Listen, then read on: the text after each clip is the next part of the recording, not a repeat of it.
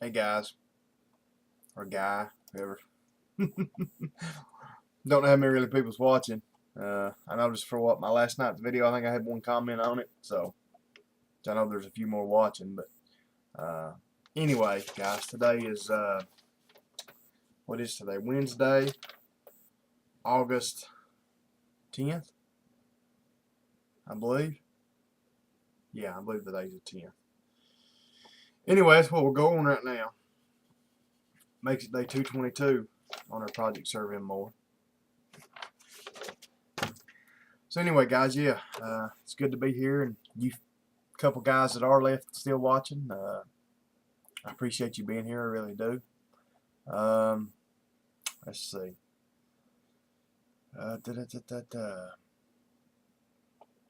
Hope you guys are doing all right. Sorry to be getting this in so late, guys. I just my stomach's been bothering me a little bit tonight. I've been kind of waiting around for it to settle down, which it has now, pretty much. So praise the Lord for that. Guys, just usual, keep praying. I tell you, today and yesterday, I tell you, it's the last few weeks. Everything breaking down around here is about to drive me crazy. I told you guys yesterday, I think, that we had a rack tore up. Well, we put a switch in it, thinking that that's what the problem was. Put it in it. It'll work a little. It'll work as long as you don't have any load on it. But as soon as you get the hydraulic load up on it, it quits. But I'm hoping I found the problem today. Actually, we took it to a motor shop and they went through it and said everything was fine and put that switch in it. Got it back, and like I said, as soon as you put a load on it, it wouldn't lift. So anyway, I took the cover off the capacitors. These electric motors use two capacitors in them. They use a start capacitor and a run capacitor. Well, as soon as I took it off and just touched, I mean literally just grabbed, because I was being real ginger around it, because those capacitors can knock the crap out of you. Pardon my language. They store a lot of electricity, and so I just literally just real gingerly touched the wire, and as soon as I touched it, it just broke. The whole terminal broke off. And then the other one, the terminal was loose on it. You could sit there and twist it around, and you're not supposed to be able to. And when I tried to unplug the wire off it, it broke. And you could see down around where these things go on, where where it had been arcing. And so I'm hoping that capacitor is actually the problem, that burnt the switch up. So we got to try to find a couple capacitors tomorrow. I'm gonna go ahead and put both of them in it if I can find them. So you guys just pray for me on that, guys, that I can find that and get that straightened out. Right now, this time of year is not, right now that school started back, to be honest, from now on, I mean, our good business, our real good business is pretty much over with till next spring, if we're here that long. So, I don't really need stuff to be breaking down and having to spend this extra money like I am right now. I had to take the belt off my compressor up here at home and put on the air compressor down there. It broke. So now I got to order a belt back for this one, because I actually need this one too.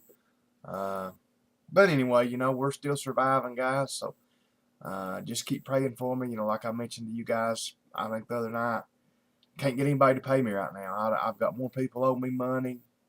Coal companies, gas companies, regular people. If I could get people to pay me right now, I wouldn't be in that bad a shape. But so just pray for me, guys, and I know we'll make it through. But it just gets a little rough sometimes. So keep praying for me, and I know that we'll make it. I'm gonna try to keep this video short, guys. So I guess that's about all the jibber jabber we'll do. Let's continue tonight, of course, in John chapter 9, verse 6. So here we go. And I love this story. And what gets me about, well, I'll read this and then I'll say what I was going to say. When he had thus spoken, he spat on the ground and made clay of the spittle. And he anointed the eyes of the blind man with the clay, and said unto him, Go wash in the pool of Siloam, which is my interpretation, sent. He went his way therefore and washed, and came seeing. Now what I was going to say, guys, Jesus didn't have to do all this. And I mean, yeah, he didn't have to do it. He didn't have to save us. But that's not what I'm talking about. Jesus didn't have to spit on the ground and make clay, make a mud basically with his spit and rub it in this guy's eyes or on his eyes. I guess he rubbed it on his eyes, and then told him to go to the pool. You know what? Jesus could have just went, okay, and his sight would have come back. Or Jesus could have snapped his fingers or nodded his head or just thought it or just anything, But he didn't. See, that's the same way with us. He don't have to use us to get people saved. He didn't have to use us to spread the gospel and everything, but he chooses to use us. He didn't have to, just like right here.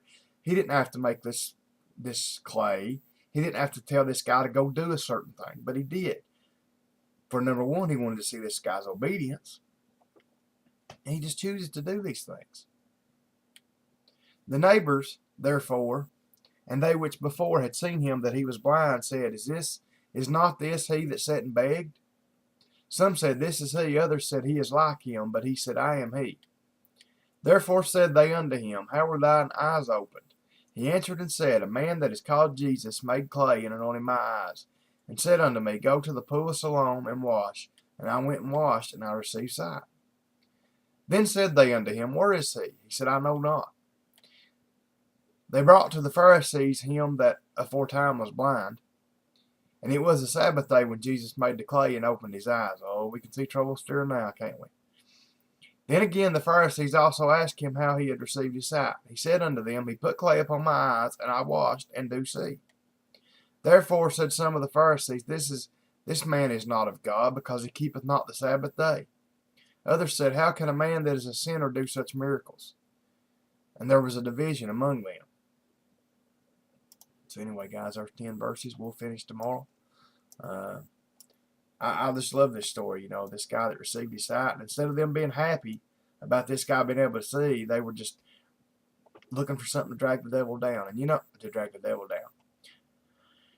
To drag Jesus down and to try to, just destroy everything. It's just like the devil with us. And me, I'll do the same thing, A lot of times, as the old saying goes, we can't see the forest for the trees. Kind of the same deal here. Instead of looking at the miracle, they wanted to look at what Jesus done wrong and everything else, And we do that. I do that in our daily lives. We have so many miracles that come straight from the Lord. I mean, I do it. I'm bad for doing it. You guys see me. I'm bad for doing it. We let things that go wrong in our life, these everyday struggles, things that go wrong at our business and home and money and everything else, and at church, and we let those things steal away our miracles. We see these miracles every day. We see, things God does for us. Just letting us get up every day is a miracle.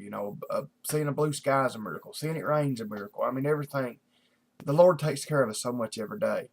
But we let these other things blind us to that. We let the devil get to us and try to steal away our happiness. Same, like these Pharisees. They should have been happy for this blind man. See, the devil had control of them, so they couldn't be happy. They had to condemn this miracle. And I think we do that a lot in our own lives, So, anyway, I just kind of thought of that. So, anyway, guys, thanks for being here tonight. I'm praying, guys, and pray for my project here. Like I said, I'm not gonna lie, and I know most of it's my fault. With the, which, missing the few days and this and that. Which, to be honest, it was, I went the first 159 days of the year without missing a day, and I never missed none last year. And even at then, my numbers were coming down. I don't know. People have not responded to this like they did the Project Jesus 365. I've had a lot of people that were watching at the beginning of the year that have quit, and I'm not gonna lie about it. It does get discouraging, when you look at your videos that you used to get 40 and 50 and 60 views on overnight. Now you're getting 10 and 9 and 17 or 20, and you used to get 7, 8, 10 comments per video. Now you get 1 and 3, but that's just another thing. That's the devil trying to steal my miracles. So anyway, guys, just pray for my project. Pray for my church. Pray for my business. Lord, my business needs it. Pray for us all, guys. I'm praying for you guys. I love you guys, as always. If you need anything, let me know. Good Lord willing, I will be back here tomorrow night. If the internet don't go out again. And till I see you guys again, good night, and God bless.